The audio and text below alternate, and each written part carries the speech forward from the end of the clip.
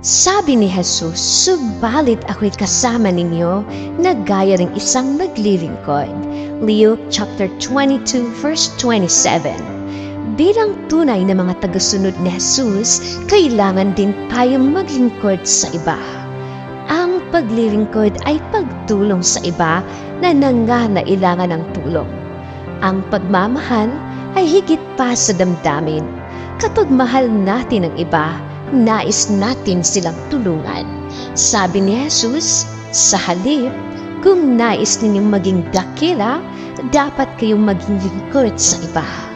At kung sino man sa inyo ang nagnanais maging una, ay dapat maging alipin ninyo.